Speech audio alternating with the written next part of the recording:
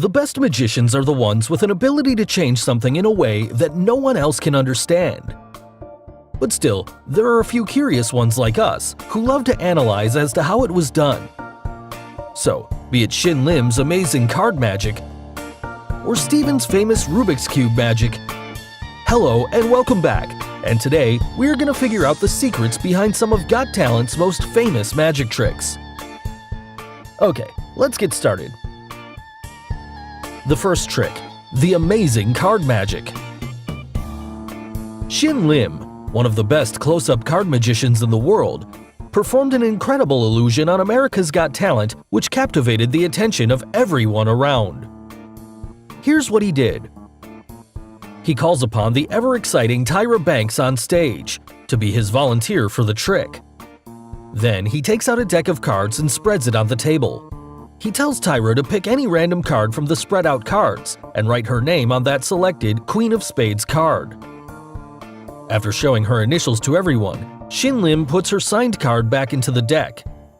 Now, doing some magical gesture, he makes her card appear on the top of the deck. Then he takes that card and rubs it on his chest under the shirt. Now, when he reveals the card again, the magic happens, as the card has turned blank. Finally, he reveals his chest area where he rubbed the card, and what do we see? He has the Queen of Spades card printed on his chest, which made the card to turn blank. So, how did he do it? Well, here's the secret. To make it easier to understand, let's divide this trick into parts. The first part, how did Shin Lim know the card Tyra selects from the deck and had the exact card printed on his chest? Well, he forced the card he wanted onto Tyra, using a famous technique known as forcing a card. Also, if you observe carefully, no one inspected the deck of cards spread out on that table, where every single card in that deck was a Queen of Spades.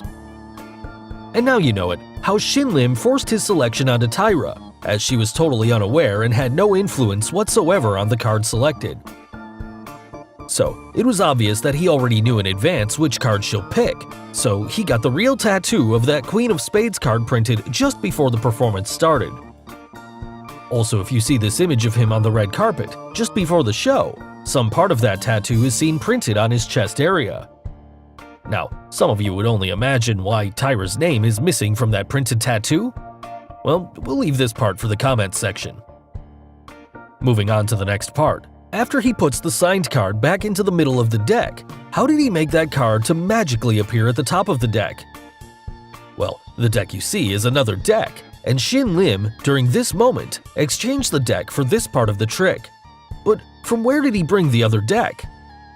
The table comes in picture here, and it has a hidden shelf on its side, inside which the gimmick deck was hidden, which he secretly switched when the camera moved away from him.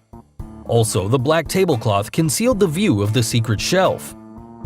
Now, once he switches the deck, the card you see at the top of the deck is a gimmick card.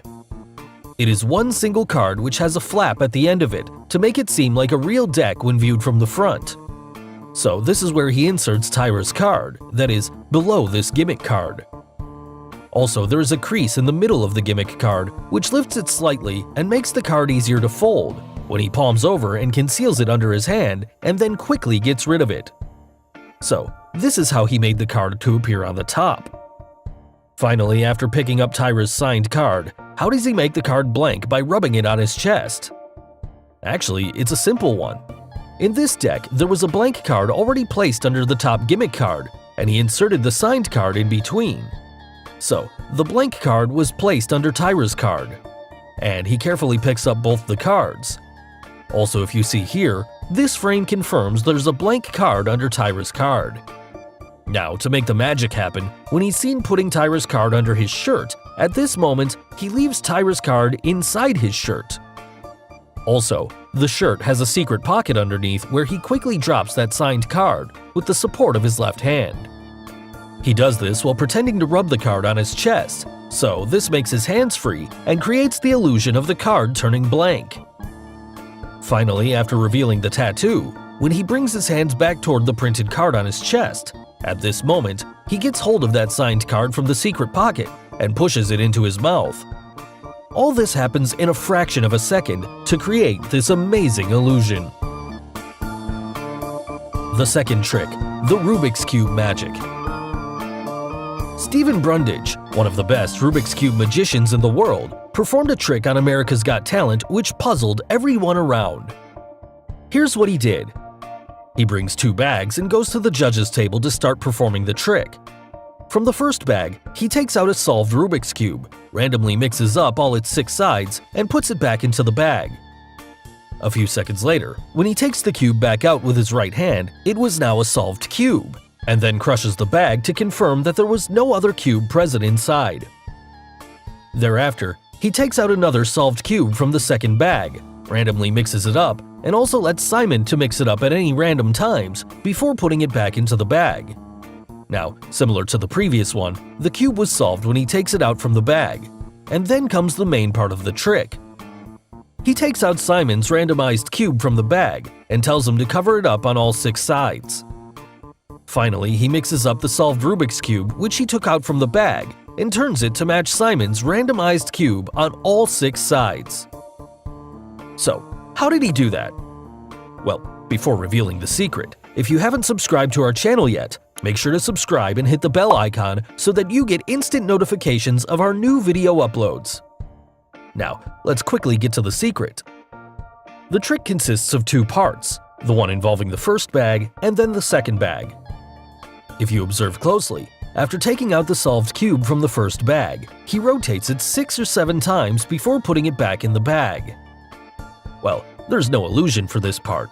However, when he takes out the cube again, he indeed solved the cube one-handed in a few seconds. And Stephen, being a professional Rubik's Cube solver, he remembered those 6 to 7 moves and had practiced it many times to solve it in a few seconds using only his right hand.